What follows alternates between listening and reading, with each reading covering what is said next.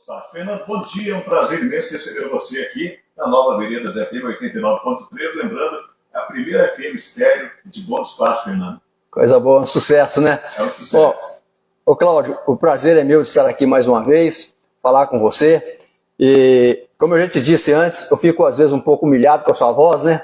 Essa voz maravilhosa sua, e eu aqui com a minha vozinha de taquara rachada. Mas vamos lá, é um prazer muito grande falar com você, com todos os ouvintes da Rádio Nova Veredas e todo o povo de Bom Despacho. Alegria realmente está de volta. Bom dia para você, bom dia a todos os ouvintes. O prazer é meu receber você aqui na rádio, Fernando. A gente sabe que tem tanta gente, né?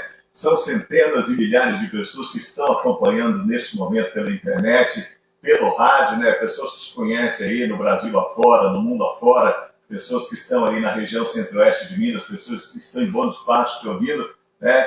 E para mim é um prazer, uma satisfação muito grande. Eu acredito que você também é um prazer imenso estar falando para essa população tão grande de Bom Despacho, da região e do mundo, né, Fernando? Com certeza absoluta, ainda mais que nós temos certeza que o som da Novas Veredas chega claro, chega alto, né, um som de alta qualidade e uma programação muito, muito boa que agrada a todo mundo.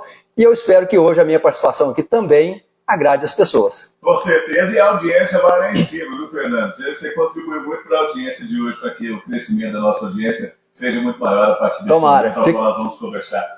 Fernando, tem tantas coisas que a gente vai conversar hoje, né? Soluções de cidades europeias que podem ser adaptadas aí, né, para o setor público, privado de Bom Despacho. Nós vamos falar nesse contexto aqui do descarte de lixo, da limpeza urbana, da segurança pública, irrigação, trânsito, transportes públicos, né, uso de energias renováveis, cultura e também esporte. Vamos começar falando sobre o descarte de lixo. Você que tem uma experiência muito grande nesses quesitos que eu acabei de falar aqui. Com certeza, Cláudio. É um assunto muito interessante, ele me toca particularmente. E, aliás, eu sou tão entusiasmado com esse assunto que, se eu me exceder aqui, você pede para eu parar. Tá bom? O problema do lixo, Cláudio, é um problema mundial. O ser humano gera muito lixo e cada vez mais, porque nós estamos habituados a usar descartáveis, por exemplo, e isso vai acumulando, o lixo vai acumulando cada vez mais. A própria indústria contribui para isso, porque ela fabrica muita coisa que não tem mais conserto, ela não conserta, né? É mais barato você comprar um produto novo e jogar fora o antigo. E isso vai criando um problema que parecia insolúvel. E para muitas cidades ainda parece insolúvel. Mas o fato é que nós temos já ações de grande sucesso em vários países do mundo e em algumas regiões localizadas do Brasil, que é economizar no sentido de não produzir tanto lixo, né, reduzir a produção de lixo, e a segunda é reciclar. E realmente nesse quesito a Europa avançou muito, as cidades europeias avançaram muito, muito mais do que o Brasil. Para você ter uma ideia, o Brasil recicla atualmente cerca de 95% das latinhas de alumínio. Desculpa. Esse alumínio é a mais alta reciclagem no Brasil. O motivo é fácil de entender, porque o alumínio ele é caro. Então todo mundo tem interesse em catar o alumínio e levar para reciclagem. E quem não tem interesse pessoalmente em fazer isso, por exemplo, a pessoa que toma uma cerveja em casa na lata, toma um refrigerante, ela acaba juntando isso e doa para alguém, doa para alguma instituição. Então o Brasil atinge aí 95% de reciclagem de alumínio. É o maior índice que nós conseguimos. Mas no Japão, por exemplo, eles estão acima de 99%. Em Portugal, eles estão acima de 99%. Na Europa, de modo geral, eles estão em 98%, 99%, ou seja, acima do Brasil. Agora, o restante no Brasil, o vidro, por exemplo, nós praticamente não reciclamos vidro. O papelão, nós temos uma taxa aí de 60%, 50%, 60% de reciclagem do papelão. Na Europa, eles estão com 90%, 85%, variando de país para país e até de cidade para cidade. E por que isso acontece? Bom, vamos primeiro falar da questão da limpeza pública. Eu visitei quase 30 países na Europa, visitei todas as capitais desses países, mas visitei muita cidade interior também. Primeira coisa que se nota, Cláudio, é impressionante, as cidades são limpíssimas. Limpíssimas. Imagino como é. E eu procurei a prefeitura, ou o equivalente da prefeitura. Portugal, por exemplo, não tem prefeitura, mas procurei o órgão equivalente, que é a Câmara Municipal, que é o presidente da Câmara que funciona como prefeito, para saber, por exemplo, quantas vezes por semana passa o caminhão de coleta de lixo. E fiquei surpreso que muitas cidades passam uma vez por semana. Cidade que passa muito, passa 2 vezes por semana. Tem exceção? Tem. Lisboa, por exemplo, passa com mais frequência. Lisboa é uma cidade que mais da metade da população é turista. E turista, você sabe, ele é mais descuidado, né, com a sujeira. E no Porto. Mas na maior parte das cidades, é 1 ou 2 vezes por semana. Os Estados Unidos é a mesma coisa. Cidades grandes dos Estados Unidos, cidades pequenas, a coleta de lixo é 1 vez por semana, às vezes 2 vezes por semana. E as cidades são limpas também nos Estados Unidos. Já estive lá, não estive agora nessa viagem, mas já estive lá várias vezes. Então, a primeira coisa que a gente nota, a colaboração da sociedade. A população coopera. A população... A educação da população que faz com que esses caminhões trabalhem menos. Né? Exatamente. Para fazer a limpeza Exatamente. Ninguém joga lixo no chão. Você não vê ninguém jogando nenhum tipo de lixo no chão. Você não vê um palito de fósforo no chão. O sujo que tem nas ruas lá, geralmente é folha. Quando chega o outono, as folhas começam a cair, então a prefeitura passa coletando as folhas. Mas lixo humano, de jogar, rejeito humano, você não tem um maço de cigarro, um palito de fósforo, não existe um toco de cigarro, né? Então esse é o primeiro aspecto que chama atenção. O segundo aspecto é que lá também não tem lixeira de porta em porta. Aqui em Buenos Aires você vê que as pessoas penduram nas suas portas o saco de lixo. Foi até uma solução que nós propusemos, tentando resolver o problema da pessoa deixar o lixo na rua, no chão. Porque aí vem um cachorro, vem um gato, vem um cavalo e espalha aquilo, tá certo? Tentamos resolver pedindo à pessoa para levantar o lixo 1,5 metro e só colocar para fora na hora que o caminhão fosse passar. Bom, infelizmente não funcionou, né? As pessoas continuam colocando lixo no chão, colocam lixo nas árvores, colocam em qualquer dia da semana, colocam sábado, colocam domingo, né? Isso é um grande problema. Não te atrapalhando aí a sua fala, mas hoje eu tenho visto na cidade, o pessoal tem colocado lixo basicamente no meio das esquinas da rua. Atrapalha o fluxo dos carros também. Exatamente, atrapalha bastante. Então, lá nas cidades da Europa, de um modo geral, você tem os coletores, você não tem lixeira, e você tem os coletores. Os coletores, eles ficam distantes uns do outro, cerca de 500 metros um do outro, às vezes um pouco mais, às vezes um pouco menos, depende um pouco das ruas, da situação da cidade, né? E o cidadão, ele vai até o coletor e coloca o seu lixo lá. E mais, ele coloca separado. Tem um coletor de papelão, tem um coletor de plástico, tem um coletor de vidro, tem um coletor para cada coisa. E tem o lixo orgânico, que é o resto de cozinha, né? E aí outra coisa interessante, Cláudio, o desperdício de alimento no Brasil é muito maior do que na Europa. O lixo orgânico lá, que é o lixo de cozinha, é muito menor do que aqui. O europeu tem uma consciência muito grande para não desperdiçar alimento. O brasileiro não, o brasileiro enche o prato e joga fora no lixo, né? Está preparando o alimento, vai jogando fora grandes porções do alimento, né? O europeu é muito consciente de que o alimento é uma coisa valiosa que não pode ser jogada fora, não pode ser desperdiçada. Então, a comida do almoço vira o jantar, como era antigamente no Brasil também, né? O que sobrou de jantar vira o almoço de amanhã. Então, não tem tanto lixo orgânico como nós temos aqui. Quer dizer, a pessoa come regradamente, entendeu? Sabendo que se sobrar, né, pode ser utilizado no jantar, né, Cabral? Exatamente. Ajuda a economia da família, ajuda a preservar o ambiente e ajuda a manter a limpeza da cidade. É uma excelente atitude. Então, o lixo é colocado nos coletores separadamente. O caminhão passa 1 vez por semana ou 2 vezes por semana, esvazia os coletores, né?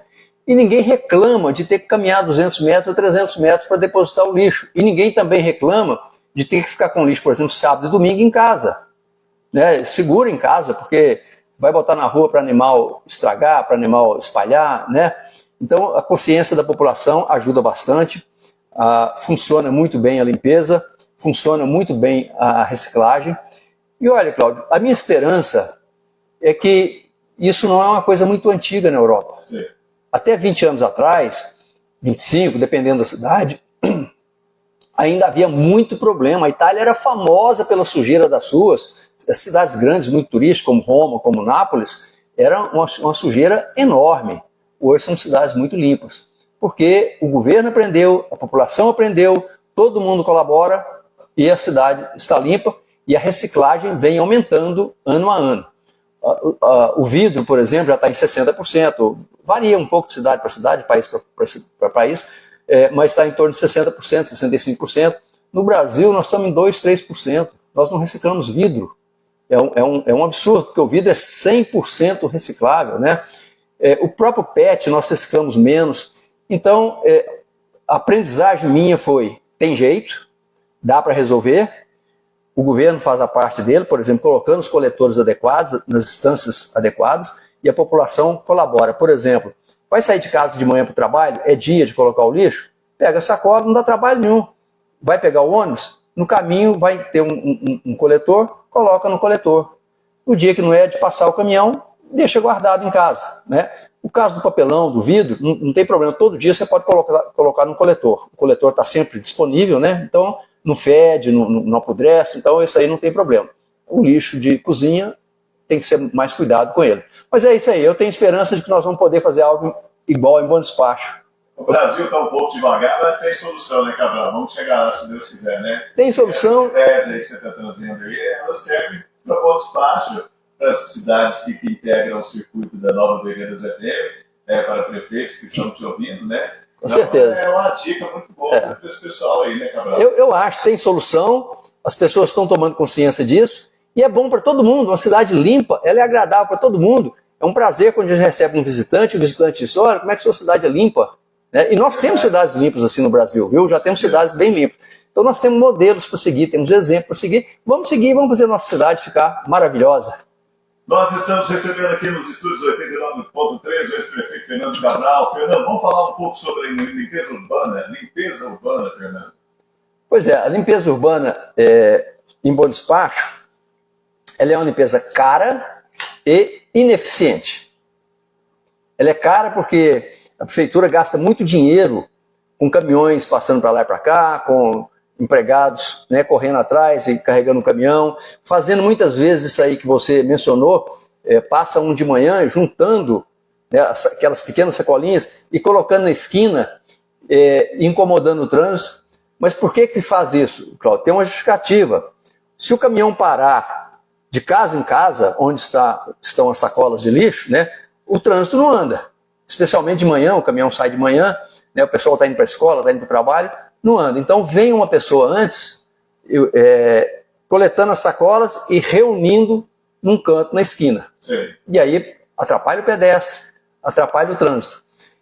Mas é o único jeito de um caminhão sair e fazer um percurso, sai 6 horas da manhã, 7 horas da manhã, faz um percurso e termina antes de anoitecer. Isso. Porque se ele parar de casa em casa para coletar uma sacola, não sai do lugar. E aí, de novo, entra a colaboração da sociedade, né? Depositar, colocar os coletores e depositar o lixo no coletor. Aí o caminhão passa e mais, né? Pode ser automatizado. Muitos coletores são automatizados. O caminhão passa com um guincho e já pega o coletor, já coloca dentro do caminhão, já coloca outro limpo no lugar, lavado, né? Sem problema. Então vai trocando coletor limpo todo dia. A outra questão eu já mencionei aqui, mas vou enfatizar porque é muito importante. Você pode dar uma volta em Bom Despacho e você vai ver, por exemplo, na Praça da Matriz tem lixeira. Você vai ver, a 3 metros da lixeira, você vai ver papel de picolé, palito de picolé, toco de cigarro jogado no chão, pertinho da lixeira. Então, esse cidadão tem que se conscientizar de que ele precisa de ir até a lixeira, onde ela existe, para jogar o lixo lá. Ou se não existir lixeira, faz como eu faço. Se alguém me vê andando na rua, pode perceber. Eu não como nada na rua, não tenho o hábito de comer essas coisas. Mas se eu tiver qualquer material de empacotamento, por exemplo, na rua, eu coloco no bolso e levo para casa. Jogo no lixo em casa. Eu não jogo na rua, nem na lixeira da rua, eu levo para casa. Isso aí ajuda. Então, isso é uma coisa que cada um pode fazer para que nós tenhamos uma limpeza pública de primeira. E outra coisa, né? Nós estamos aí em época de chuva e nós temos visto enchente no Brasil inteiro. Uma das causas da enchente, é lixo na rua. Porque o lixo tapa a boca de lobo. Aí quando vem a chuva, a enxurrada leva, tapa a boca de lobo, entope tudo, né? E nós temos o refluxo da água. É um problema sério também para as enchentes. E nós vimos esse ano, já morreu um bocado de gente em enchente. Coisa que nós poderíamos evitar simplesmente não jogando lixo na rua. Ô, Fernando, mas o pessoal também, eu ando muito de bicicleta, faço muito pedal aí, fazendo passeio de bicicleta pela cidade. Eu vejo muito, o pessoal joga até garrafa de cerveja na rua, quebra muito taco de vidro nas ruas, nas esquinas. Um negócio fora de sério. É verdade. O que faz isso é incompreensível. É verdade. Um negócio desse. É verdade. Eu entendo que é falta de educação, no sentido assim, alguém não ensinou para ele. Um caco de vidro na beirada da rua, por exemplo, você anda de bicicleta, eu também ando bastante de bicicleta, você rasga um pneu facilmente, pode causar um acidente, você pode cair, mesmo um carro pode furar um pneu, né? Ou alguém com chinelo, por exemplo, um sapato de sola fina, né? Corta o pé. O próprio gari, o próprio varredor de rua que passa, ele corre o risco de cortar. Então é realmente uma irresponsabilidade, né? Mas eu acredito que essa irresponsabilidade vem da falta de atenção. O poder público tem também a obrigação de ensinar essas pessoas por que a gente deve ser limpo na cidade, né? Tratar a cidade igual ou melhor do que nós tratamos nossa casa. É um respeito com a cidade, é um respeito com o próximo e é um respeito até com a própria pessoa, porque ele mesmo pode se machucar ali, né? Um filho dele, um parente dele pode se machucar ali facilmente. Ô, Fernando, falando um pouco sobre essas viagens que você fez por aí, né, como que você vê a segurança pública lá fora e como que você vê a segurança pública a nível Brasil e a nível Bom Despacho hoje também? Pois é, Cláudio. Esse assunto é até complicado de falar. Esse assunto é complicado. É complicado e eu tenho pensado muito nele, tenho meditado muito. Eu passei 6 meses direto em Portugal, antes de sair viajando pelo resto da Europa. E Portugal é considerado o 5º país mais seguro do mundo. E realmente é seguro. É um país que você sai na rua tranquilamente, você não tem nenhuma preocupação, por exemplo, em sentar num parque e colocar seu telefone em cima da mesa. Eu não me lembro a cidade, Fernando, não me lembro o país também. Eu lembro que fiz algumas leituras sobre alguns países aí fora, que as pessoas podem 2, 3, 4 horas da manhã transitar nas ruas com total segurança, sem medo de Portugal é assim. Ladrões, essas coisas. Perfeito. Portugal é assim, quase toda a Europa é assim, sabe? A Europa toda é assim. Mas Portugal, particularmente, qualquer hora do dia ou da noite você pode sair na rua, pode fazer o que você quiser sem nenhum problema, pode sentar num banco da praça sozinho, pode ir para um parque, pode ir para um lugar escuro, não tem menor problema, tá certo? Os crimes lá são raríssimos, os crimes contra a vida lá são raríssimos, furto é raríssimo, o assalto é raríssimo. Não é que não existe, mas é muito raro, né? É muito difícil de acontecer. A violência de trânsito também é baixíssima. Então a pergunta é, por quê? Por que Portugal tem esse nível de segurança? Por que os países da Europa, de um modo geral, têm esse nível de segurança? Nós podemos falar assim, eu estive na Turquia também. A Turquia é um país de um governo muito severo. Não é um governo militar, mas é um governo que tem características muito severas. Portugal não. Portugal é um governo muito democrático, muito aberto, sabe, sem restrições para a população. Você não vê muita vigilância na rua, você não é vigiado 24 horas por dia, você não vê a polícia ostensiva na rua o tempo todo. Né? Então, assim, na Turquia você poderia dizer, não, porque lá é um governo forte e tem muito policiamento, realmente tem muito policiamento na rua. Na Turquia você vê o tempo todo polícia na rua, você tem até tanque de guerra com a polícia na rua. É muito vigiado mesmo. Portugal não. Portugal você não vê esses carros armados, você não vê a polícia armada, quase nunca. Então, o que faz isso? O que torna uma cidade, um país seguro? E outra coisa, a iluminação pública em Portugal, a iluminação é baixíssima, não é muito pior do que a nossa. Sabe? As lâmpadas deles são muito mais fracas do que as nossas. Tirando alguns pontos em cidades turísticas, como Lisboa, como o Porto, como Coimbra, você não vê ruas iluminadas igual o Bom Despacho, não. É igual aquela iluminação antiga que a gente tinha aqui, tá certo? E não tem crime. Então, assim, não é também iluminação. Eu hoje tento entender 2 coisas ou 3 coisas. Primeiro, Portugal não tem muito miserável. Tem pobre, mas não tem miserável. Todo mundo lá tem uma casinha. Por exemplo, eu não vi favela em Portugal. Em lugar nenhum. Eu fui em cidades muito pequenas. Eu conheço Portugal bem. Eu fui praticamente em todas as cidades de Portugal. De norte a sul, de leste a oeste. Viajei muito a pé. Eu percorri lá mais de 1.500 quilômetros a pé dentro de Portugal, viajei muito de carro dentro de Portugal, nunca vi uma favela, nunca vi um barraco, sabe assim, em alguém que estivesse numa situação de miséria.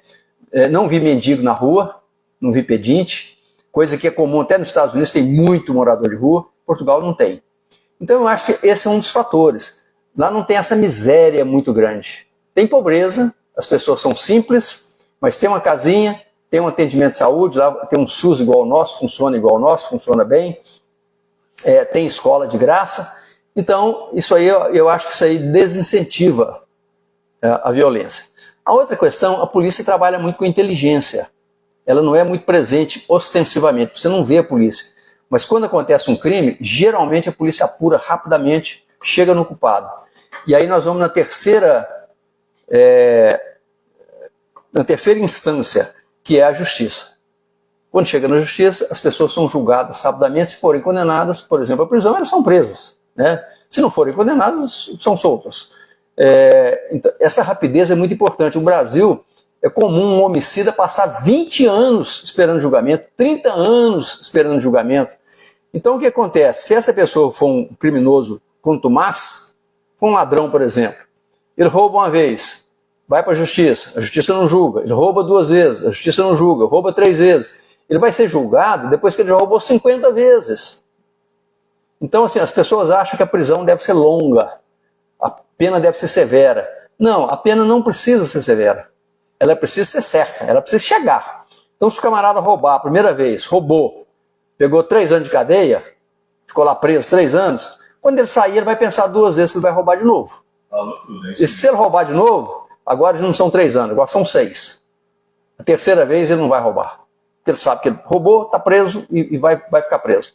No Brasil, o cara rouba 1 vez, 2 vezes, 10 vezes, 20 vezes, 30 vezes, 40 vezes, 50 vezes, e só depois que ele vai ser preso. Então, não adianta. Homicida, a mesma coisa. Nós temos um homicida aí que tem 15 crimes nas costas e não foi condenado ainda. Então, eu acho que essa faz a diferença, né? A educação da população, não ter pobreza extrema, porque quando uma mãe, por exemplo, está na fome, está na miséria, tem um filho para alimentar, é muito fácil ela ir no supermercado e tentar roubar alguma coisinha. Né? É muito fácil ela tentar te pegar na rua e pegar algum dinheiro para comprar comida para o filho. Qual a mãe que não faria isso? Né? E não tendo essa miséria absoluta, você já tira uma possibilidade de um tipo de crime, que é o furto, é o pequeno furto, essas coisas. Também desafoga a polícia e desafoga a justiça. Segundo, a polícia que age com inteligência e rapidez. E terceiro, a justiça que castiga rápido. Isso nós não temos no Brasil, nenhuma dessas 3 coisas nós temos no Brasil. Nós temos muita miséria aqui. A polícia investigativa, que é a polícia civil, ela demora muito para resolver os crimes. Ela não é culpa dela necessariamente, porque às vezes não tem material, não tem gente, né, não tem laboratório, não tem perito. Então é um problema sério ela trabalhar. E quando chega na justiça, empaca. Aqui em Buenos Aires nós temos ações andando aí há 20 anos, há 22 anos, 25 anos. E não resolve, tá certo? A justiça, eu vou fazer aqui um parênteses, Cláudio, muita gente vai achar muito estranho o que eu vou falar, mas a justiça ela não é feita para fazer justiça. A gente pensa que a justiça, você chega lá, se você tiver certo você vai ganhar, se você tiver errado você vai perder. Não é assim que funciona. Ninguém tem essa ilusão, nem juiz tem essa ilusão, nem advogado tem essa ilusão, nem promotor tem essa ilusão, tá certo? A justiça erra muito, erra demais, por vários motivos. Não é por culpa de A, de B ou C não, porque é o modo que ela funciona. Mas qual o papel da justiça? Qual que é o papel importante da justiça? É solucionar o conflito. Solucionar. Se eu estiver brigando com você, por exemplo, eu acho que eu estou certo, você acha que você está certo. Nós dois achamos que estamos certos. Né? E se a justiça não solucionar, nós vamos ficar brigando com o outro o tempo todo. Não vai parar. Então nós vamos à justiça e ela dá uma decisão. E a decisão dela vale. Tá certo? Ela diz, o Cláudio está certo e o Fernando está errado. Pronto. Tá certo? Acabou. Eu posso estar certo, posso não estar, não sei o quê. Mas ela resolveu o conflito. Então a justiça tem que ser rápida também para isso, para resolver o conflito. Não é para fazer justiça, dar a César o que é de César. Isso. Tá certo? A justiça dificilmente faz isso, raramente faz isso. E todo mundo sabe que é muito difícil fazer isso. Porque como é que você vai saber, por exemplo, mãe e pai se separam e estão discutindo sobre o filho? É muito difícil você saber o que aconteceu dentro da casa, entre 4 paredes, né? Mas a justiça vai lá e resolve, diz, olha, o filho fica com fulano ou fica com ciclano, né? Ela resolve o problema. Então a justiça tem que agir com mais rapidez. Pode até errar na distribuição da justiça propriamente dita, mas resolve o conflito e pega o criminoso, pequeno ou grande, e leva para a cadeia.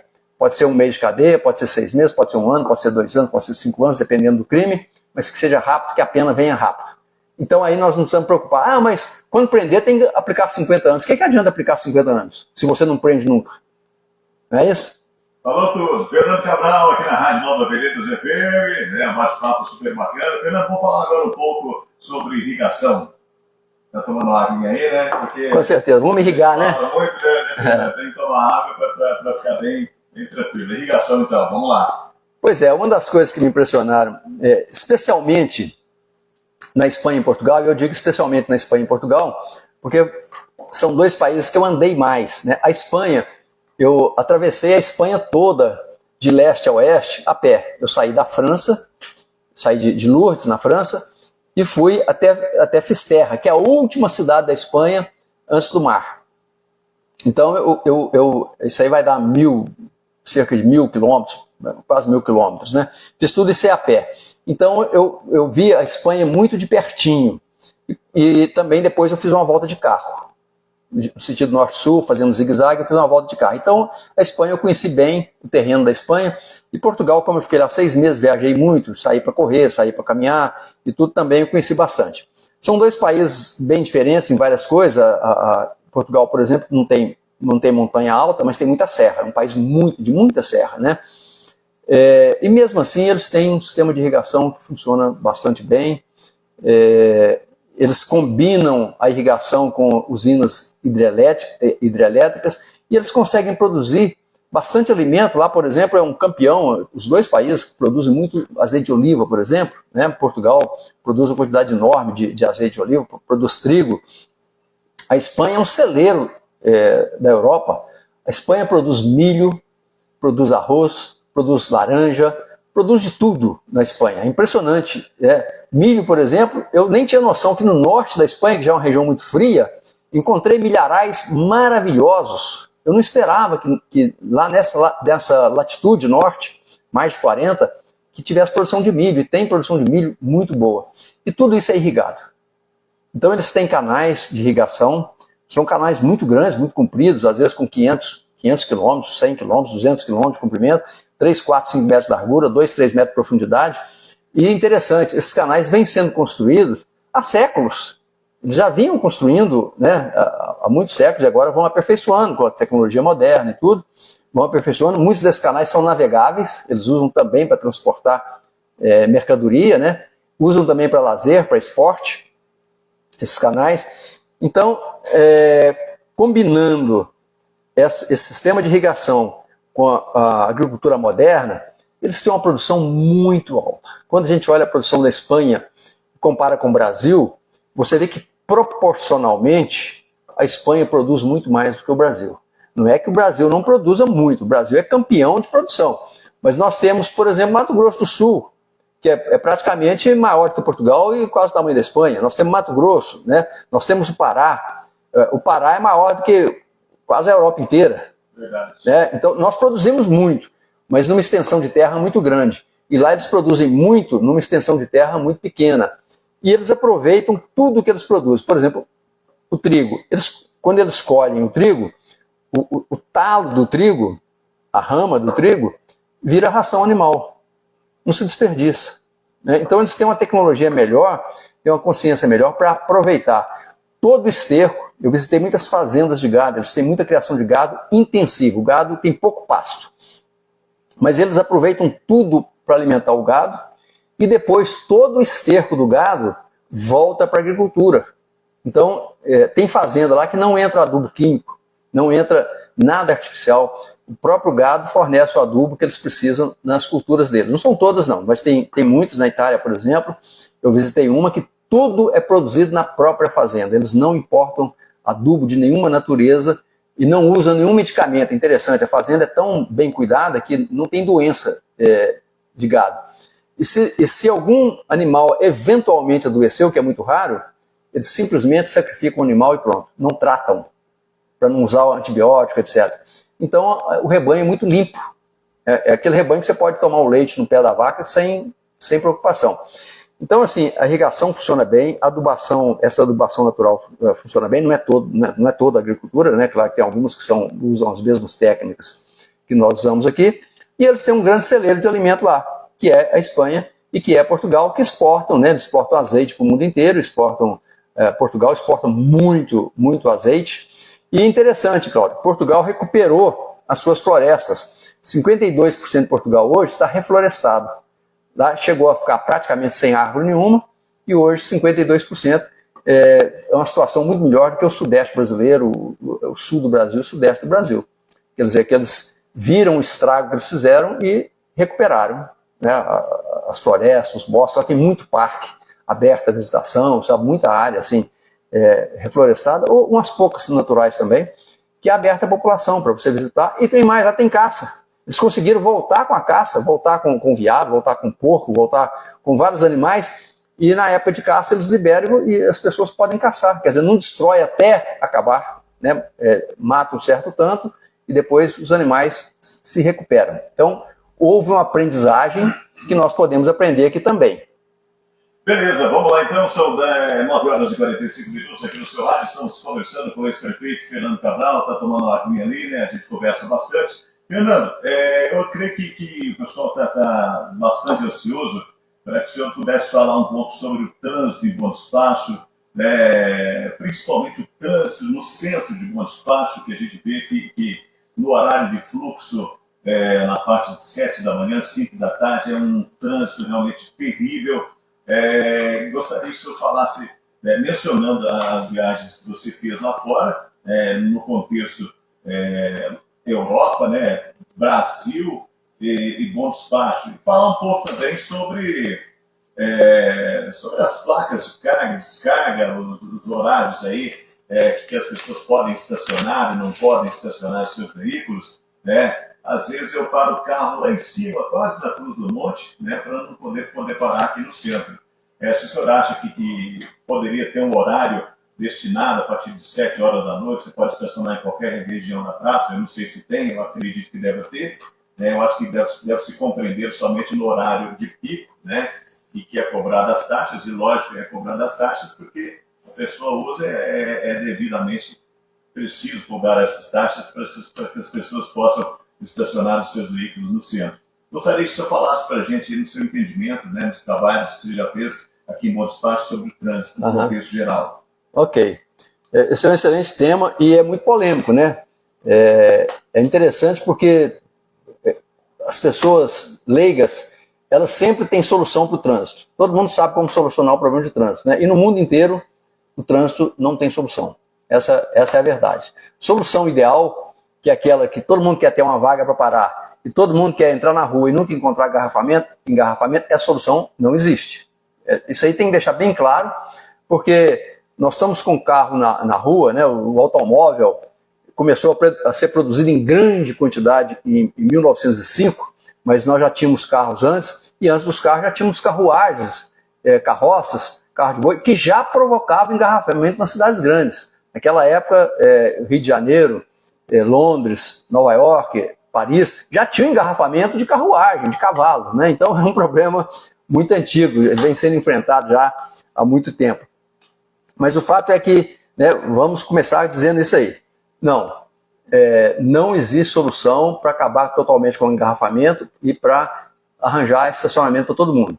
Estacionamento, Cláudio, como é que funciona na Europa? Ele é caríssimo. É caríssimo. Para você ter uma ideia, eu passei 2 dias em Veneza, o estacionamento do carro custou o dobro do hotel. O lugar que eu deixei o carro custou o dobro do hotel. Ou seja, se você paga lá 100 euros no hotel, você paga 200 euros para o seu carro dormir. Então, claro, eu estou pegando um caso extremo, Veneza é um caso extremo, né? Mas se dá uma ideia do custo. 200 euros vai dar aí 10 mil reais. Não, peraí, desculpa, errei aqui nas contas. 200 euros vai dar 1.000 reais. 1.000 reais para o seu carro passar 2 noites no estacionamento.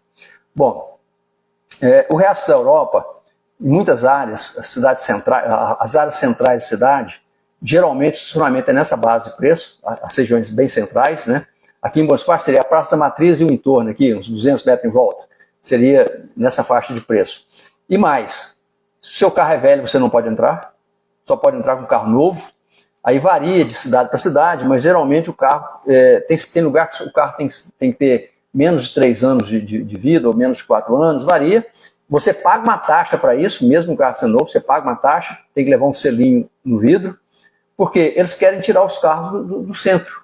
Então, se você quer ir no centro de carro, você vai pagar estacionamento caro e você vai pagar uma taxa só para circular nas ruas do centro. Então, tem isso em Londres, tem isso em Paris, tem isso em Lisboa. E a questão do carro velho, toda cidade grande tem. Aí depende do nível. Tem várias classes, né, categorias, e você pode, se o seu carro for muito velho, você só pode andar na periferia da cidade. Aí você tem lá, de tanto a tanto, você pode chegar até tanto, né? Para evitar a poluição e também para tirar carro das ruas. O estacionamento, eles fazem questão, o governo faz questão que seja caro, mesmo em particular, que é para desestimular. A gasolina lá é muito cara. As pessoas dizem, a gasolina no Brasil é cara. Não, a gasolina no Brasil não é cara. Não é cara. Não encontrei nenhum país que tem gasolina mais barata do que o Brasil. Eu sei que tem a Venezuela, que é uma exceção da exceção da exceção, né, que custa centavos, mas é um caso excepcionalíssimo. Na Europa, não. Em Portugal, por exemplo, enquanto eu estive lá, a gasolina variou de 1,50 € até 2 euros. Então, 2 euros dá 11 reais. Então, essa é a faixa. E é o mais barato da Europa, Portugal. Os outros são mais caros. Nós temos gasolina lá de 5 euros, 6 euros, dependendo do país. Para quê? Para desestimular o carro no centro da rua. Em compensação, quando você tira o carro da rua, você tem mais facilidade com o ônibus. O ônibus fica mais viável, porque tem mais passageiro, fica mais barata a passagem, né? E o ônibus anda melhor, desenvolve melhor na rua, porque não tem engarrafamento. Então eles estimulam o transporte público, que é barato, que é rápido, que tem para todo lado, tem dia e noite. Você pode levar bagagem, você pode levar bicicleta no seu transporte público para você completar a sua viagem se você precisar, né? Então são medidas que lá se usam para tirar mesmo o trânsito da rua. E mais, agora, por exemplo, a Europa toda está estudando taxar violentamente esses carros grandes, os SUVs, porque isso dentro da cidade é um incômodo muito grande, ocupa 2 vagas de estacionamento, perturba muito o trânsito. Então eles estão querendo taxar assim, violentamente, diferenciar esse carro maior para cobrar mais caro. Bom, então voltando agora a Bom Despacho, né? Bom Despacho ainda não está nesse extremo, né? Nós não precisamos desse extremo. Mas vamos lá no rotativo. Qual é que é a ideia do rotativo? Que também existe no mundo inteiro. A ideia do rotativo é permitir que algumas pessoas usem e depois liberem para que a próxima pessoa use. A Praça da Matriz em Bom Despacho é um lugar de muita demanda, tem muito comércio, tem muitos negócios que não são comércio, tem muito escritório de advocacia, tem muito órgão público, tem banco, né, tudo aqui na praça. Então, quando a pessoa vem para o carro ali 6 horas da manhã e tira o carro 6 horas da tarde, ela impede que o resto da população tenha acesso a esses lugares. Então, a ideia do rotativo, né, até 2 horas, é exatamente permitir que você venha, faça seu serviço, faça o que você tiver que fazer, né, e saia e venha outro, né, ocupar aquele lugar. O espaço é público, ele pertence igualmente a todo mundo, né, todo mundo é dono das ruas. Todo bom despachense é dono das ruas de bom despacho. Então, por que um dono de um carro tem direito de ocupar um espaço o dia inteiro sem pagar nada e o resto da população não tem?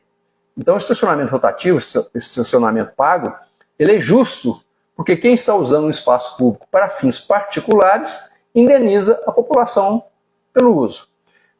A questão do horário, se não mudou, quando ele foi instituído, ele era de 8 horas da manhã até 6 horas da tarde, que é exatamente o horário que tem maior movimento.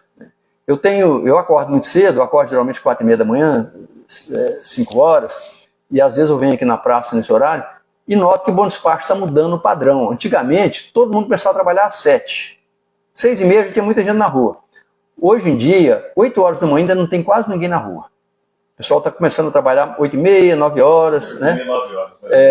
Então, esse horário de 8 horas, você começa a pagar 8 horas, é exatamente quem está chegando para trabalhar. E esse estacionamento, ele não serve, ele não atende as pessoas que trabalham na praça. Um funcionário de banco, por exemplo, né, não atende a ele, porque se ele parasse ali 8 horas da manhã para entrar no banco e saísse às 3 da tarde, ele ia ocupar essa vaga o dia inteiro, tá certo? Então, a ideia também é favorecer o comércio, porque essas vagas não ficam ocupadas o dia inteiro, impedindo que o cliente chegue. Favorece bastante o comércio. A outra questão é o seguinte, você já deve ter visto isso, antigamente acontecia muito. A pessoa às vezes tem uma garagem, mas chega em casa à noite, fica com preguiça de botar o carro na garagem. Deixa lá fora. Deixa lá fora, tá certo? Então, de manhã o carro está lá já ocupando a vaga, né?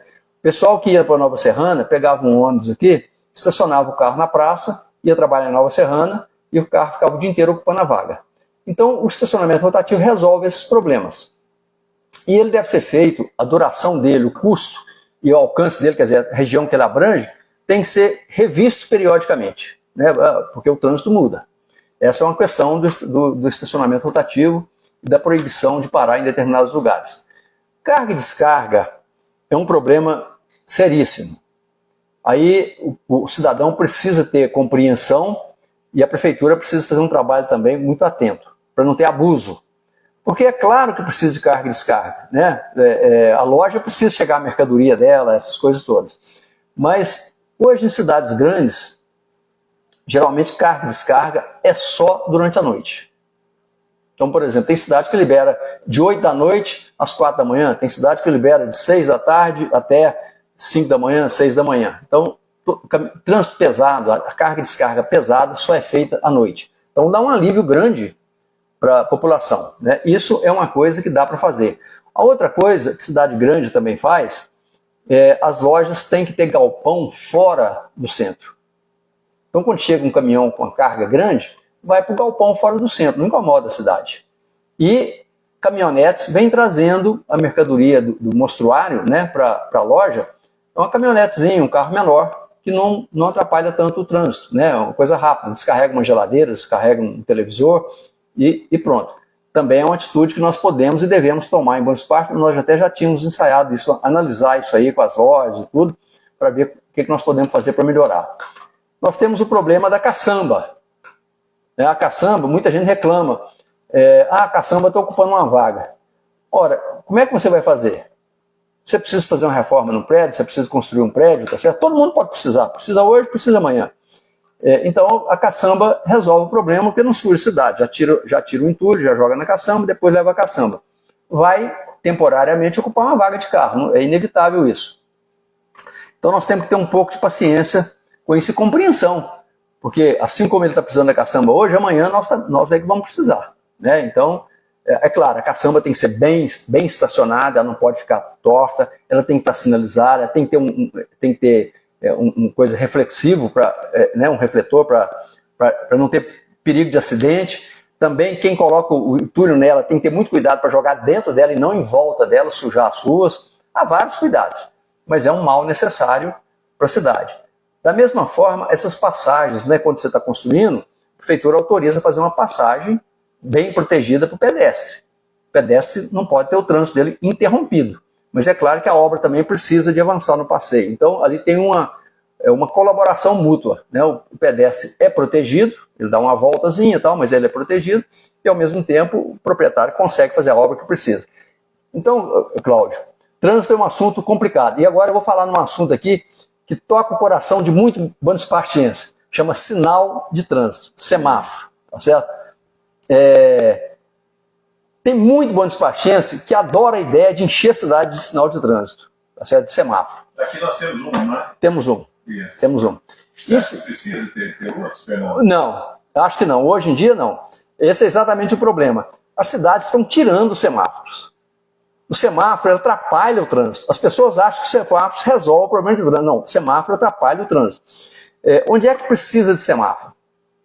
Onde o fluxo de carro é muito grande ou veloz e o pedestre precisa passar. Aí você precisa de um sinal de trânsito, um semáforo, não porque ele não atrapalha o trânsito, ele atrapalha. Mas o pedestre não tem como ficar enfrentando o veículo um atrás do outro, tá certo? Então você tem que ter um sinal para favorecer a travessia do pedestre. Esse é um caso. O outro caso é quando você tem esquinas muito movimentadas mesmo. Tá? Chega um ponto que engasga, porque cada motorista quer forçar ali para passar, né? Um força um pouquinho, o outro força um pouquinho, acaba criando ali um gargalo que depois é difícil de desfazer. Trava a esquina, especialmente esquina que tem mais de 2 ruas. Não é muito o caso em Bônus Parcho. Então, nesses casos, nós precisamos de sinal. Esse aí não tem solução. E quando você tem uma esquina e também travessia de pedestre em todas as ruas, também você precisa de sinal. A partir de uma certa quantidade de veículos. Então, quando você vai colocar um sinal, você primeiro faz um estudo de fluxo. Você vai lá e conta quantos veículos passam ali por dia, por hora, num sentido, no outro sentido, quantos pedestres. Aí você faz um cálculo, saber se ali compensa ou não ter um sinal, se vai melhorar ou não. O sinal tem um outro reflexo. O cidadão, eu compreendo que o cidadão acha que resolve o problema facilmente, porque ele olha só a esquina dele ali. Mas veja só, quando você coloca um sinal, o fluxo vai parando e vai fazendo uma fila. Logo, logo chega na próxima esquina lá atrás. Trava a próxima esquina, depois trava a próxima esquina. Então não é uma coisa fácil, o trânsito é todo interligado. Em Bônus Parcho hoje, pelos últimos estudos que nós fizemos, não cabe sinal de trânsito. Eu sei que as pessoas pensam que é moderno, que sabe que vai ajudar, acreditam que vai ajudar, mas não vai. Agora, se tornar necessário, um cálculo de engenharia, coloca-se o sinal. Fernando, só para a gente concluir essa etapa do trânsito aí, eu quero saber do seu pensamento, o que você poderia falar para as pessoas que estão ouvindo. Os motoristas, eles reclamam bastante que as pessoas hoje estão andando mais na rua do que nas calçadas e nas áreas que convém a elas. O que é que o senhor pensa disso? Deixa eu dizer, esse problema é complicado em Bônus Parcho. Eu vou dizer porque isso acontece muito mesmo. Acontece bastante, infelizmente. Mas eu vou pedir o motorista que tenha a mesma paciência que eu tenho. Por quê? Muitas vezes, mas muitas vezes mesmo, a culpa não é do pedestre. Esse é um problema sério em Bônus Parcho. As calçadas nossas, primeiro, elas são muito estreitas. Pequenas, né? Muito pequenas. Não tem, Bônus Parcho não tem calçada boa, tá certo? Sim. Então, o pedestre está muitas vezes ali com dificuldade. Segunda coisa, nossas calçadas são de péssima qualidade. Tem muito degrau, tem muita depressão. Então, o pedestre não consegue andar ali, especialmente o idoso, ele tem muita dificuldade de se locomover nessas calçadas. Então, ele vai para a rua porque a rua é plana, a rua não tem tanto problema, apesar de que agora está bem esburacado, né? Mas a rua não tem tanto problema como as calçadas. Tem lugar em Bônus Parcho, se você prestar atenção, tem muito lugar aqui que simplesmente não dá para andar. Não dá para andar. Você vai e tem de repente um buraco de 1 metro de fundura na sua frente com 2 metros de largura. Tem escada no meio da calçada, tem lugar aqui que tem uma escadaria no meio da calçada. Você vai na calçada e de repente você topa uma escada para entrar na casa de alguém. São problemas antigos em Bônus Parcho, difícil de resolver, porque muito prédio já foi construído dessa forma. Rampa, tem muita rua com rampa, a garagem avança a rampa para o meio da rua, né? E aí o que o pedestre vai fazer? Te dou um exemplo, eu estou morando na casa da minha mãe, ali na Rua Lambari agora. Dá uma passadinha lá. É impossível um pedestre transitar na calçada. Ele tem que ir para a rua. Então o motorista tem que compreender isso. Ele tem razão, o pedestre está na rua. Mas o que o pedestre vai fazer? Especialmente um idoso. Mas não só, mas especialmente um idoso. Uma pessoa que está de cadeira de rodas, uma pessoa que está com muletas, ela não anda em calçada porque não tem condições de andar. Então, paciência dos motoristas. Tem que ter paciência. Não tem nesse caso aí não tem outro jeito. Agora, eu quero dizer o seguinte, nós aprovamos uma lei, alguns anos atrás, em Bônus Parcho, que construções novas não tem esse problema. A calçada tem uma altura, que são 17 centímetros, porque também não é padronizada, tem calçada aqui que está 25 centímetros. Tem muita gente que não consegue dar um passo dessa altura. Então, ela está padronizada, a altura, para a gente subir e descer da calçada facilmente, e não pode ter degrau, é proibido ter degrau, tem que ter rampa, para a pessoa caminhar normalmente, né? E nós precisamos fazer, em algumas áreas da cidade, um alargamento das calçadas. Isso é outra briga, mas é uma coisa que tem que ser discutida com a população. Por exemplo, eu entendo que a Doutor Miguel, a Praça da Matriz, nós temos espaço para alargar essas calçadas, meio metro, 80 centímetros, 1 metro. Eu acredito que dá para alargar sem prejudicar o trânsito e tirando o pedestre da rua, melhorando a situação do pedestre, melhorando a situação do comércio e melhorando o trânsito. São soluções que a gente tem que fazer. Não é fácil. Há alguns anos eu reuni com os comerciantes para discutir essa ideia e aí cada um tem uma ideia diferente, né? É difícil chegar a um consenso, mas eu acho que é possível e se fizer isso, nós resolvemos esse problema. Onde a gente fizer, a gente resolve esse problema aí. Vamos para frente então, falar sobre transporte público. A gente tem que falar ainda sobre o uso de energias renováveis, cultura e esporte. Transporte público, Fernando. Pois é, transporte público é uma necessidade absoluta. E ela está vinculada a um conflito, Cláudio, que se intensificou muito no Brasil. Hoje, uma pessoa que seja econômica, se ela ganhar um salário mínimo, se ela for econômica, tiver uma família pequena, ela consegue comprar uma moto e pagar a prestação da moto. É um veículo na rua. Tá certo que é um veículo que ocupa muito menos espaço, mas é um veículo na rua. Se a pessoa tem uma renda um pouquinho melhor, ela consegue comprar um carro. É mais um veículo na rua. Quanto mais veículo na rua você tem, menos transporte público você tem. Por 2 motivos. Primeiro, porque os veículos na rua afogam o trânsito, dificulta para o ônibus manobrar, dificulta para o ônibus desenvolver uma velocidade razoável, o ônibus vai ficando cada vez mais lento, né? Não chega no seu destino no tempo que você precisa, no horário que você precisa. Então esse é um problema. O outro problema é que encarece o transporte. Encarece por quê? O ônibus, a gente calcula a tarifa dele, o custo dele, a passagem, baseado no seguinte: ele sai de tal lugar, vai a tal lugar. Quantos passageiros vão usar aquele ônibus? Entra um, desce um, entra um, desce um, entra 2, desce um, entra 5, desce 8, tá certo? Você soma todo mundo que entrou e subiu e desceu e vê quanto cada um contribui, vê o custo do ônibus, custo do petróleo, custo do motorista, etc., né? E você calcula o preço da passagem. Quando o cidadão, uma parcela grande do cidadão, começa a usar moto e carro, ele diminui o passageiro que está no ônibus. E aí o preço da passagem sobe. Quando o preço da passagem sobe, já vale a pena o camarada pagar a gasolina da moto. Notou que você tem aí um problema de ovo da galinha? Como é que você vai começar a resolver esse problema? Né? E Bom Disparte tem um outro problema. As pessoas às vezes falam assim: mas a passagem aqui está mais cara do que Divinópolis, ou está mais cara do que Belo Horizonte. É verdade. Ela, em alguns trechos aqui, ela é mais cara. Se você contar a quilometragem que você percorre, comparar com cidades grandes, você vai ver que aqui é mais cara. Justifica? Pior é que justifica. Eu vou te dar um exemplo. Você sai lá do Vale do Amanhecer, o ônibus sai do Vale do Amanhecer e vai até a faculdade. Ele vai passar, depois que sair do Vale do Amanhecer, ele vai passar um longo trecho onde não tem passageiro subindo e descendo. Ele atravessa a cidade, pegando passageiro, descendo passageiro, e depois, quando ele sair ali na Empreser, na saída sul da cidade ali, ele vai andar mais 4, 5 quilômetros sem descer e subir nenhum passageiro. Ele vai voltar a pegar passageiro lá no posto de gasolina, lá na universidade, tá certo? Então, esse trecho que ele andou sem pegar e sem descer passageiro, o passageiro que está no ônibus está pagando por esse trecho. Então, assim, quando você tem vazios na cidade, Bom Disparte tem muitos vazios, o passageiro que usa o ônibus paga por esse espaço vazio, porque não tem outro jeito, né? Agora, dá para melhorar isso? Dá para melhorar você incentivando as pessoas a fazer o transporte público, tornando ele mais confortável, colocando ar-condicionado, por exemplo, né? Permitindo que a pessoa leve a bicicleta no ônibus, lá de fora do ônibus, na frente e atrás do ônibus tem um suporte, né?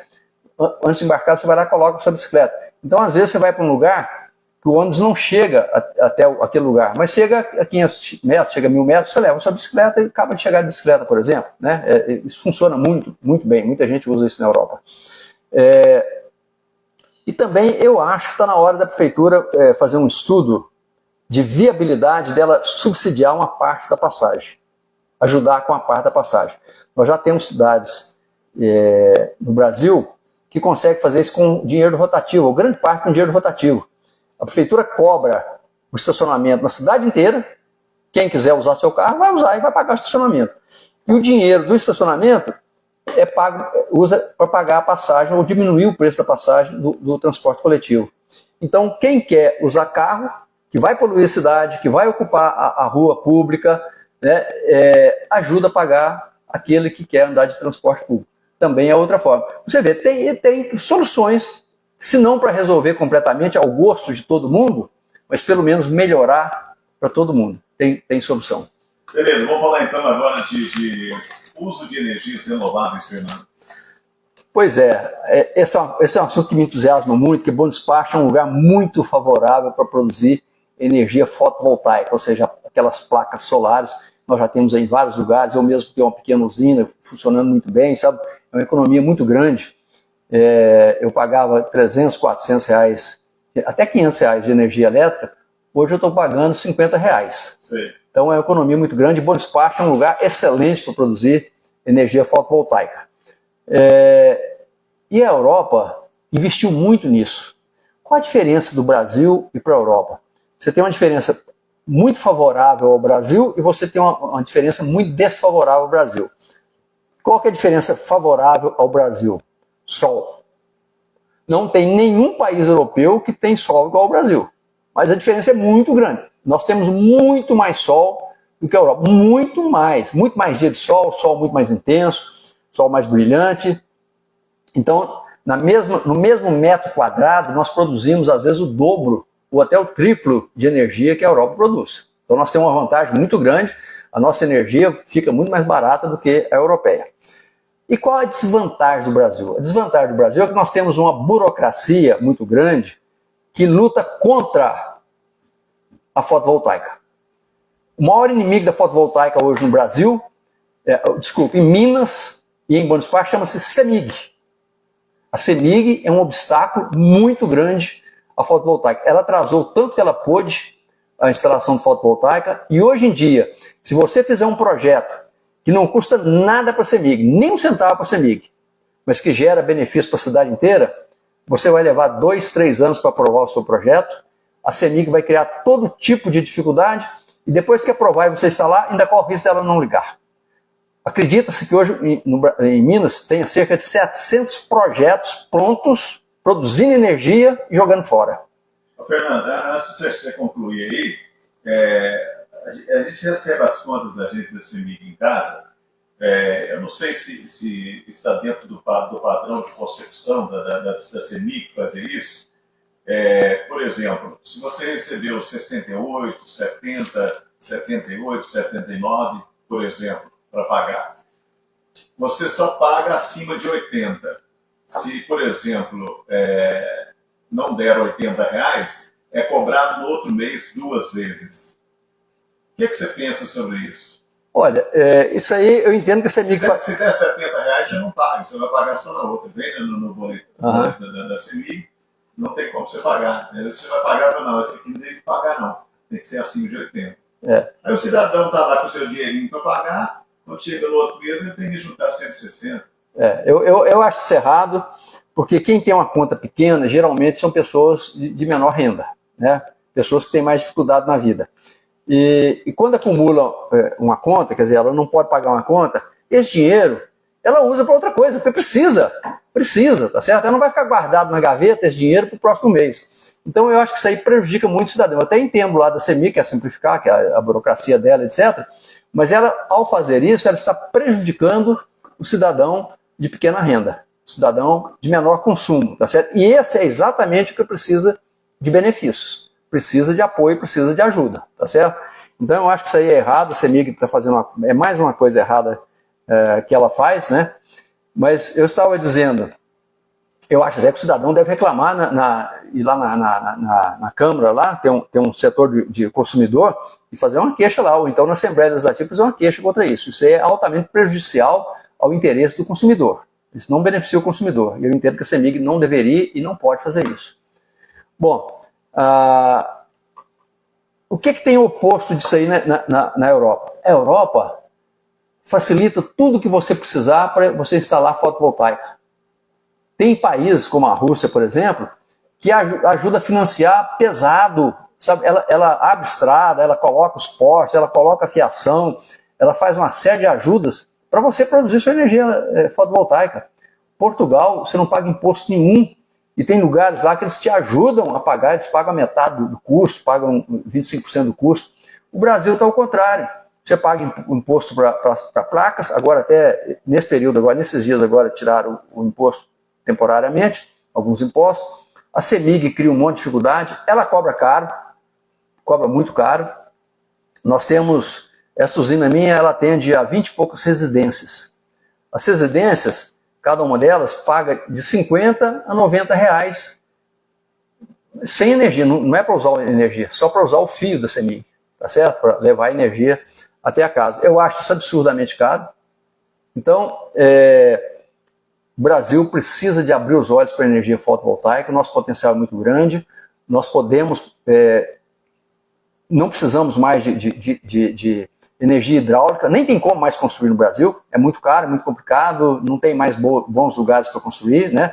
Nós precisamos até com o tempo, não é para hoje, para amanhã, mas daqui a 20, daqui a 30 anos, quem sabe até, por exemplo, acabar com Três Marias e voltar a ter ali o que a gente tinha antes, terra de agricultura para produzir alimento de alta qualidade, né? Não estou dizendo que isso vai acontecer, mas eu acho que até isso pode acontecer se a gente continuar investindo em energia fotovoltaica, energia limpa, uma energia que durante 25 anos praticamente não te dá trabalho nenhum. Você instala, não tem peça móvel, não tem nada para dar defeito, tá certo? Só se cair um raio lá, só se alguém jogar pedra, é muito, muito tranquilo.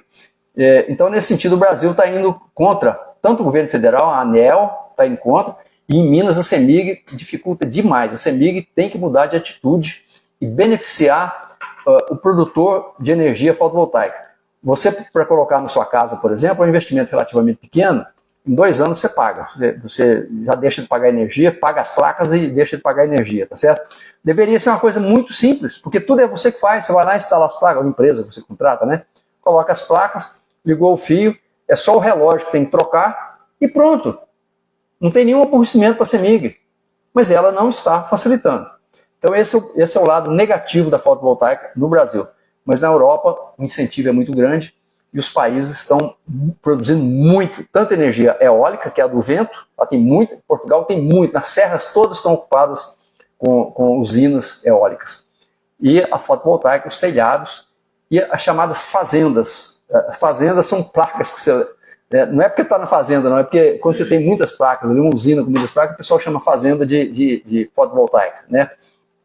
Então tem muito lá. A Espanha tem muito, toda a Europa tem muito. E olha que, de novo, Polônia está lá em cima, tá certo? Lá não tem nem 1/4 do sol que nós temos aqui. Está cheio de fotovoltaica lá. Então nós não estamos sabendo aproveitar a nossa energia solar. Vamos lá passar então para cultura e esporte, emendando aqui, cultura e esporte, depois nós vamos falar sobre as peregrinações aí pelas igrejas da Europa e muito mais. Vamos lá, cultura e esporte, Fernando. Pois é. Eu costumo dizer que a Europa é um museu a céu aberto. Você anda pela cidade, por exemplo, tudo aquilo que você vê em filme, aqueles castelos, né, aquelas catedrais gigantes e tal, estão lá, estão preservadas, né? Eles ganham muito dinheiro com isso, porque vai gente do mundo inteiro para visitar os castelos, os palácios, as catedrais.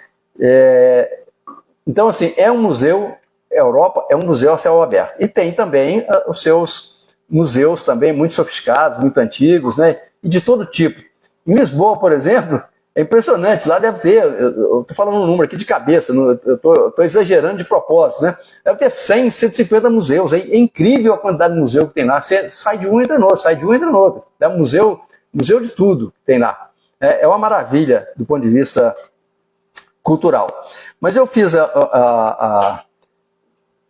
comecei a correr quando eu cheguei, fui para Lisboa, tinha uma corrida no centro de Lisboa tem um parque muito grande, uma floresta, uma montanha muito grande dentro de Lisboa. E tinha uma corrida lá, eu gosto muito de corrida de montanha. Falei, bom, vou lá dar minha corridinha. Me inscrevi e fui. E lá tem também um camping, um lugar para armar barraca. eu estava morando mais ao norte, na cidade de Santa Combadão, e nós fomos de carro, levei minha barraca, fui lá para o camping, montei a barraca lá, eu e minha mulher, e no dia seguinte nós fomos correr. E aí, para minha surpresa, Cláudio, eu consegui fazer pódio. E aí tive o orgulho, a satisfação, a alegria de levar a bandeira do Brasil, a bandeira de Bom Despacho lá e subir no pódio e tal, ganhei um troféu, né? E aí eu me entusiasmei, falei, bom, vamos e saí me inscrevendo. E aí eu descobri que Portugal, e de resto a toda a Europa, mas falando aqui especialmente de Portugal, assim, a promoção de esporte lá é inacreditável. Corrida, no inverno você não tem tanta corrida não, mas na hora que entrou primavera, o outono, o verão, você tem corrida todos os dias em Portugal inteiro. É difícil até você escolher. Sabe, você olha em volta, tem uma cidade aqui a 10 km, vai ter uma corrida de 5 km. Tem uma cidade aqui em volta, vai ter uma corrida de 10 km, vai ter uma corrida de 20 km, vai ter uma maratona, vai ter meia maratona, tá certo? Então, corrida lá é um negócio para todo lado. Ciclismo, a mesma coisa para todo lado. Tem muita pista sinalizada, sabe assim, nas florestas, nos parques, nas ruas, toda sinalizada, te dando a distância, te dando o grau de dificuldade daquela pista, daquela trilha, sabe? É fantástico.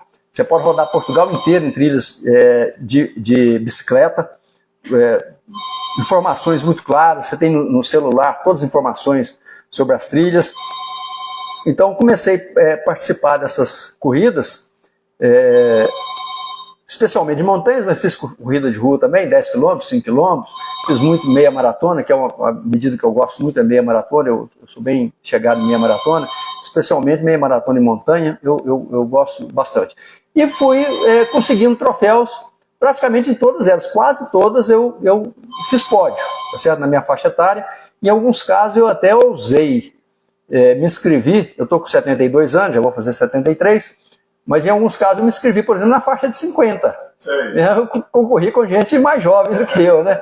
E mesmo assim eu consegui fazer pódio, sabe? Sim. E eu tenho uma particularidade, os portugueses acharam muito engraçado, o lugar que eu estava morando, tem gente do mundo inteiro. Era uma moradia coletiva, sabe?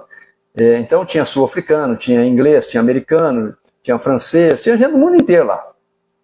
E aí eles achavam muito estranho a cozinha compartilhada. Cada um faz a sua comida, mas a cozinha é compartilhada. Então eles achavam muito estranho a minha dieta, porque eu sou carnívoro, eu como carne e produtos animais, eu não como vegetais.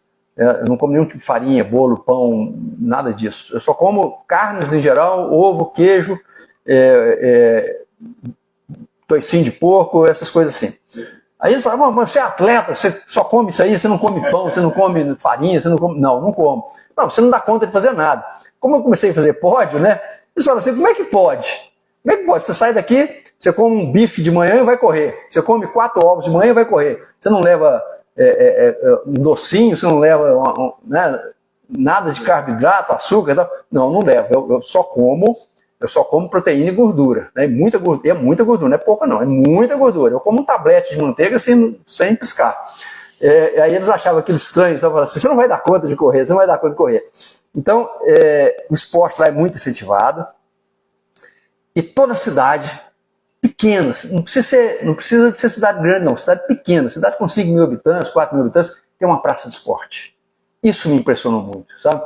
E eu fiquei assim, com saudade de Bom Despacho, do Sesc. O Sesc veio para a prefeitura para ser uma praça de esporte popular, para ser uma praça de esporte do povo. Não foi para ser a prefeitura, a sede da prefeitura.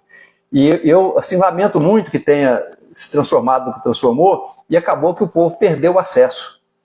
E Portugal, toda cidadezinha tem uma praça de esporte, uma piscininha, uma quadra, acesso livre. As pessoas vão para lá e praticam os seus esportes. É claro que uma piscina, por exemplo, funciona mais no verão. Mas as cidades de porte pequeno, igual a minha lá, cidade de 14 mil habitantes, 15 mil habitantes, tem piscina interna para continuar fazendo no inverno. E é uma piscina mais cara e tudo, mas tem interno. Então, desvalorizam muito o esporte de modo geral, né? Fernando, pegando um gancho aí, as pessoas, muita gente me procurou na rua, me conversou comigo, mandaram mensagem para mim, já que você entrou nessa parte sobre o SESC, hoje ser a prefeitura, o que é que você poderia falar para os ouvintes do rádio, né, sobre o SESC não ser SESC mais e a prefeitura estar ocupando aquele local hoje, que é um local que a gente sabe que é um local que propicia a prática de esporte, a prática de natação, a parte da cultura, a parte de hotelaria, a parte de restaurantes, é um acúmulo de coisas legais que cabem naquele local. É verdade. Bom, o SESC, primeiro que a iniciativa partiu do SESC. O SESC ia fechar as portas e vender o terreno. Então foi aí que nós começamos a negociar com o SESC na época, porque nós achamos que era errado o SESC vender para construir ali o quê? Né? Vender para empresa, etc. Inclusive venderia a preço de banana, porque ali não tem como uma empresa aproveitar aquilo lá muito bem. Né? Então nós conseguimos um acordo com o SESC de 25 anos. Cedeu inteiramente grátis para nós, para a Prefeitura de Bom Despacho, por 25 anos. Isso aí, na verdade, vai renovar quantas vezes for necessário, porque o SESC não volta para ali mais. E o nosso projeto era muito simples, era continuar fazendo o que o SESC já fazia. Lá tinha uma escola, que era mantida pelo SESC, nós transformamos numa escola municipal. Já estava funcionando a escola municipal lá, no mesmo lugar que era, né, o funcionamento. O corpo de bombeiros, que a gente tinha trazido para o Bom Despacho, estava funcionando muito precariamente lá na Polícia Rodoviária Estadual, né, na saída do engenho. Então tinha uma salinha ali que dava para colocar o corpo bombeiro, nós decidimos levar o corpo bombeiros para lá, para essa área isolada. E o SAMU, que estava funcionando aqui na Santa Casa, ao lado da Santa Casa, um lugar também muito precário, lá também tinha lugar para colocar as ambulâncias do SAMU, até porque ia chegar uma segunda ambulância, né, e lá tinha mais espaço, e ficava muito bom o SAMU e o corpo bombeiro perto, porque é muito comum os dois precisarem atender, né, acidentes conjuntamente. E o restante era para ser o que sempre foi. A piscina continuar funcionando como uma piscina pública, as quadras, né, a gente tinha um projeto de dividir os horários, como é que nós vamos fazer para quem quiser usar, como é que é o sistema de fila, de controle, etc. Normal. E o teatro, a parte do teatro continuava funcionando como teatro, o auditório, que é uma parte muito importante para o Bom Despacho, nós sempre precisamos de um auditório, salão de baile, etc. Então, ali era para funcionar apenas a Secretaria de Esporte e a Secretaria de Ação Social, basicamente, funcionar ali. Porque não há sentido a Prefeitura se instalar ali, o prédio é inadequado para a Prefeitura, gastou-se muito dinheiro lá e não melhorou a situação da Prefeitura. Sabe, não é apropriado para a Prefeitura, realmente não é.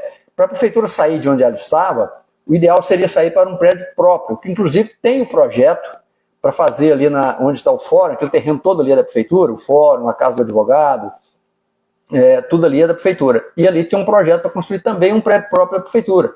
Então era muito mais interessante a Prefeitura continuar onde estava, que é um prédio ruim, um prédio antigo, mas só sair para o prédio definitivo e deixar o SESC para a população usar, que é o destino daquilo ali. Não serve para outra coisa. Ali é uma área de lazer, é uma área de esporte, certo? Então eu acho que foi uma decisão infeliz, insatisfatória, levar a Prefeitura para lá, tá certo? Mas isso aí tem remendo, isso aí tem conserto, né? Nós perdemos muito tempo, o Bom Despacho perdeu muito tempo com isso, mas pode mudar, não tem nenhum impedimento que mude. Eu acho que ali deve voltar a ser aquilo que foi projetado para ser. Um local de lazer para o Bom Despachense e também um lugar de cultura, porque lá tem um teatro, tem a sala de aula, né, tem um salão de apresentações, etc. Tem um cinema, tem 2 cinemas lá, inclusive. Né? Você tem noção ali, Fernando, não sei se você lembra, Leonardo cantou ali, Cláudia Leite cantou ali, entendeu? Tinha várias peças ali, aquele local de quadros ali, cabe basicamente de 8 a 10 mil pessoas no contexto geral. E são várias quadras e tudo, né? E lá em Portugal tem uma outra coisa que nós precisamos fazer aqui, e ali no SESC é ideal, porque lá no fundo tem uma área que pouca gente conhece, tem uma área verde lá dentro, lá no fundo, mais no fundo, tá certo? Portugal tem uma coisa muito interessante que chama Parque de Merendas. Parque de Merendas, toda cidade tem, e nas rodovias também tem, ao lado das rodovias tem.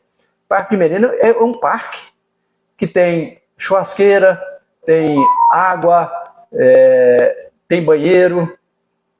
Então, quando você sai para almoçar, por exemplo, você leva uma marmita, você vai no parque da cidade, no Parque de Merendas, e você almoça ali, debaixo de uma árvore, numa mesa, tem banco, tem cadeira, né, e tal. No final de semana, você pega a sua carninha, seu carvão, vai lá e faz seu churrasco, é público, tem lá tudo para lavar o material todo, tá certo?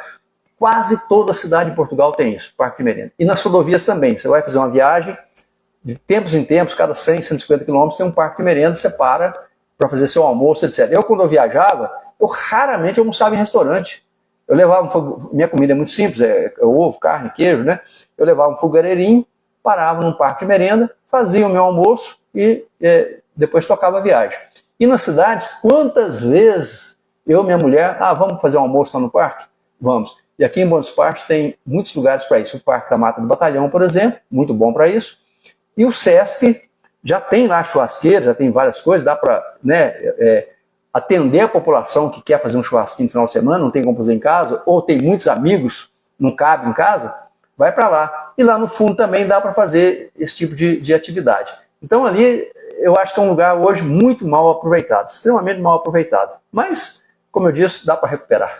Beleza, Fernando, o nosso tempo é bastante curto, né? Mas vamos conversar aqui agora, falar sobre peregrinações para igrejas da Europa, né? 2 peregrinações feitas em Santiago de Compostela, na Espanha, cerca de 1.400 quilômetros de caminhada, que equivale aí de Buenos Aires a Brasília por 2 vezes, competições esportivas que você participou na Europa, representando o Brasil em Buenos Aires, por 3 vezes o Cabral cruzou o deserto do Saara, Marrocos. Ele é o único brasileiro que completou a maratona aí, né? A maratona de areia, e pretende fazer essa prova novamente, né? Você também participou da expedição Polo Norte, quando fez escala em Moscou, visitou um centro de atividades espaciais da Rússia. Então, você andou bastante, praticou bastante esporte, né? Grandes feitos, e gostaria que você falasse para a gente. É um prazer, cara. Bom, vamos começar pela Maratona das Areias, né? O nome oficial dela é Marathon des Sables, porque lá no Marrocos a segunda língua lá é francês, né? E a maratona é promovida por um francês, então eles chamam de Marathon des Sables. Mas é a Maratona das Areias, exatamente porque ela é corrida no deserto, né? É uma ultramaratona, são de 240 a 260 quilômetros, varia um pouco de ano para ano. E é uma maratona considerada a maratona mais difícil do mundo, a corrida mais difícil do mundo, porque ela é autossuficiente, significa que você tem que levar tudo na mochila, você tem que levar toda a sua comida, tem que levar roupa de frio, tem que levar a esteira para você dormir. A única coisa que você obtém, alguém te dá no caminho, é água. A água você carrega só aquela que você está consumindo em cada trecho, tá certo? O resto você tem que levar do início ao fim da prova, você tem que carregar, tudo que você for usar na prova. Então era considerada muito dura por causa disso, porque é areia, por causa do peso, e também porque o deserto, Cláudio, todo mundo sabe que o deserto é quente, mas pouca gente sabe que o deserto é gelado. O deserto ele faz muito calor de dia, ele fica em 38 graus, 40, 42, chega a 45, é extremamente quente. Quem está em Buenos Aires agora, no final do ano, viveu aí dias de 38, 36, né, quase morreu. Então você imagina 45, 46.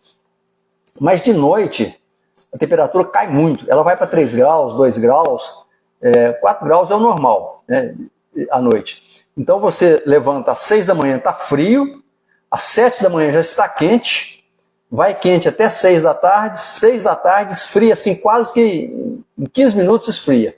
E aí de madrugada vai a 3, 4 graus. Então por isso é considerada uma maratona muito difícil.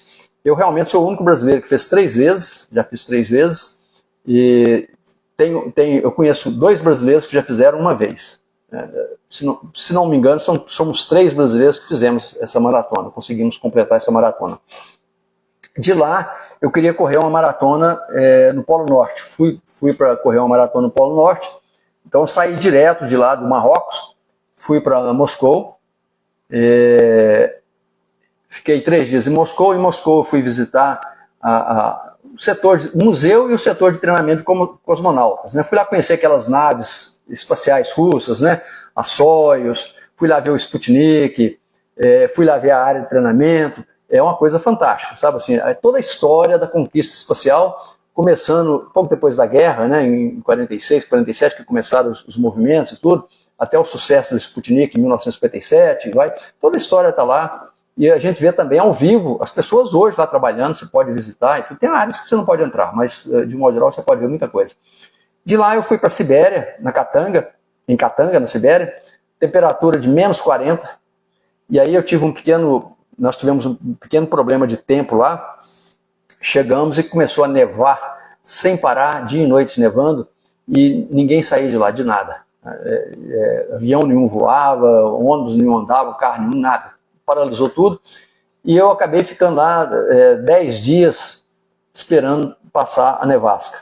Quando ela passou, nós fomos para o Polo Norte, mas aí não deu mais para ficar, a gente ia ficar 8 dias no Polo Norte, mas já tínhamos perdido tempo demais em Katanga, acabamos ficando 2 dias só. E com esse atraso, o gelo do Polo Norte já tinha começado a trincar, e aí ele fica perigoso. Então eu preferi não correr a maratona, fiz lá uma corridinha de brincadeira e tudo, né? E voltamos de lá, voltamos para Katanga, e de Katanga voltamos para Moscou. Mas foi uma viagem muito interessante. O Polo Norte é um negócio fantástico, sabe? Quando a gente tiver mais tempo, podemos falar mais sobre isso, né? Inclusive os problemas que estão acontecendo lá. Por que está trincando tanto lá agora? Né? O Polo Norte não tem terra, é só gelo flutuando. Então, quando ele trinca, você tem dificuldade de se movimentar no território, apesar de ser um território muito grande. Então foi assim, um orgulho muito grande representar o Brasil nessas corridas em Portugal, nessas maratonas no deserto Saara, e essa viagem no Polo Norte. Na época que eu fui, eu não sei hoje como está, na época que eu fui, em toda a história do Polo Norte, só 2.000 pessoas tinham conseguido chegar lá, porque realmente não é fácil, é bem difícil. E aí, você já viu que eu gosto de corridas longas, né? Eu dou preferência a corridas longas, né? 5 km, 10 km eu faço para me divertir, mas o que eu gosto mesmo é corridas longas. Ultramaratona, já fiz várias maratonas, já fiz até de 570 km. E aí vai uma dica para quem gosta, para quem pretende fazer, né? Eu já estou indo para o meu ocaso, já estou com 72 anos, então daqui a pouco eu não dou conta mais de fazer, pode ter certeza, né? Mas para quem gosta e quem quer fazer, vai a dica: esporte a gente tem que gostar. Quem não gosta deve fazer também, para a saúde, um pouco, um mínimo, né, um mínimo. Mas a gente tem que gostar e tem que treinar, tá certo? Não adianta você querer, vou sair aqui e vou correr uma maratona. Não vai correr, tá certo? E se correr, vai para a cama depois, tá certo? Então, não é assim que funciona. O seu corpo, ele tolera muita coisa, ele aprende muita coisa, ele desenvolve uma grande resistência, mas você tem que dar tempo a ele para se adaptar. Então, se você quer correr 40 km, 42 km, que é uma maratona, 42.190 metros, você tem que fazer isso paulatinamente, tem que treinar.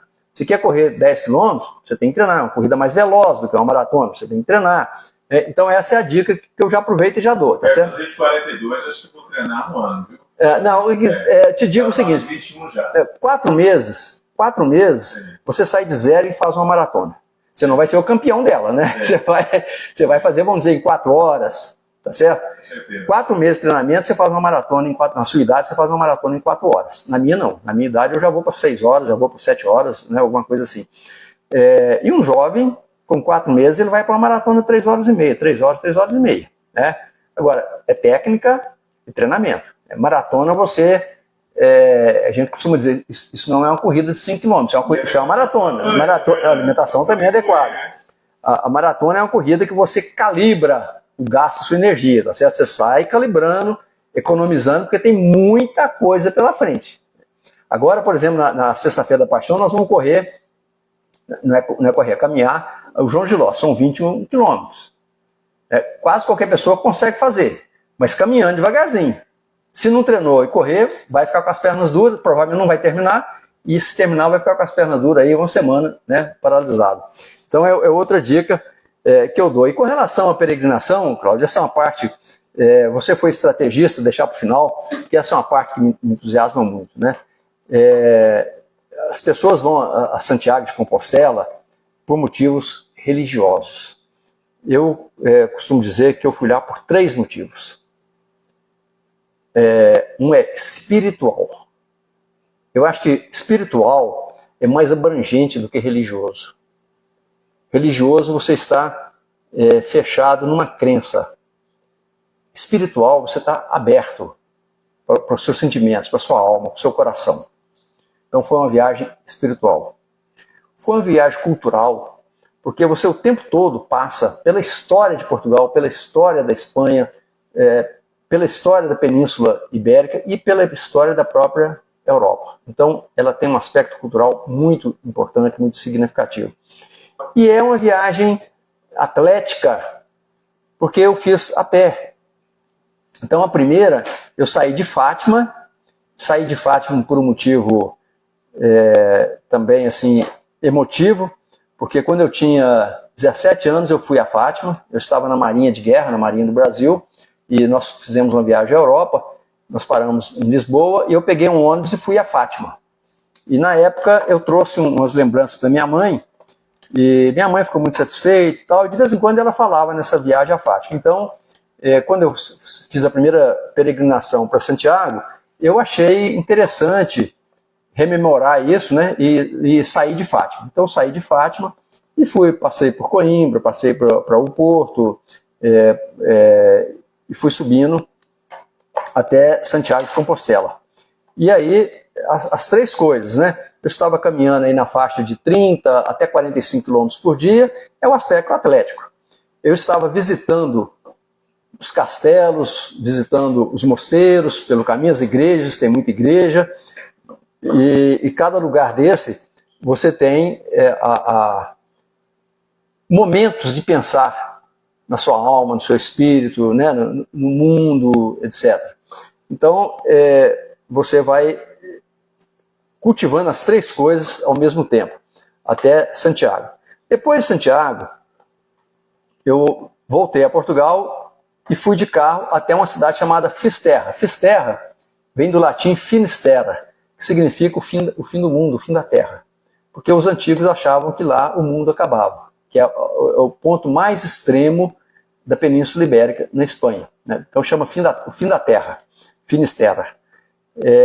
Os peregrinos originais, eles costumavam ir até Santiago e depois eles iam para Finisterra para conhecer o fim do mundo. Só que eu fiz o contrário. Eu comecei de Finisterra para Santiago. E ao norte de Finisterra tem uma cidade chamada Muxia. Muxia é galego, a palavra é galega, significa um lugar onde tem monges. Essa região toda era um mosteiro enorme, com muita terra em volta e tudo, né? E esse lugar tem uma igreja que marca, muita pedra, marca o lugar em que Nossa Senhora teria aparecido para o apóstolo Santiago e dito para ele que ele tinha que voltar para Jerusalém, porque ele tinha uma missão para cumprir lá. E quando ele volta para Jerusalém, ele é degolado por Herodes. E os seguidores dele, os discípulos dele, pegam o corpo dele e levam de volta para onde hoje é Santiago de Compostela. Então eu queria passar em Muxia para visitar esse local que tem essa fama de Nossa Senhora ter aparecido lá para conversar com o apóstolo, para dizer para ele que ele tinha que voltar para Jerusalém, onde ele ia encontrar a morte. Acabou encontrando a morte. É um lugar muito interessante pela sua riqueza de história, pelas emoções. A igreja está lá há muitos séculos, né? Uma igreja muito bonita. E o local também é muito bonito, né? Então eu saí de Fisterra, subi até Muxia, e de Muxia eu fui até Santiago. Fiz isso em 4 dias, é um trecho pequeno, são 110 quilômetros mais ou menos. E aí eu quis rememorar uma outra época, quando eu fui a Lourdes, na França. Lourdes é um lugar muito famoso, visitado, né? Os católicos do mundo inteiro conhecem bem Nossa Senhora de Lourdes, né? As aparições dela lá. E eu tinha também, na mesma época, eu fui a Portugal, eu fui à França e fui também a Lourdes, trouxe um terço para minha mãe de lá e tudo. E aí voltei a Lourdes e comecei minha peregrinação de lá para Santiago, a terceira peregrinação. E aí é o caminho mais longo, são 850 quilômetros que eu fiz nesse trecho, e é muito interessante porque a Espanha, Portugal também, mas a Espanha, qualquer cidadezinha que você passar, qualquer vila com 10 casas, tem uma super igreja. Sabe assim, é uma coisa impressionante. A fé dos espanhóis e a fé dos portugueses é uma coisa assim, te deixa realmente impressionado. E você vem passando por igrejas que tem 1000 anos, tem 1500 anos que foi construída. Então, é emocionante. Eu dormi em algumas igrejas, porque os peregrinos antigos, eles iam passando de igreja em igreja e dormiam nas igrejas, na paróquia, na casa paroquial e tudo, né? E muitas igrejas conservaram essa tradição de atender o peregrino.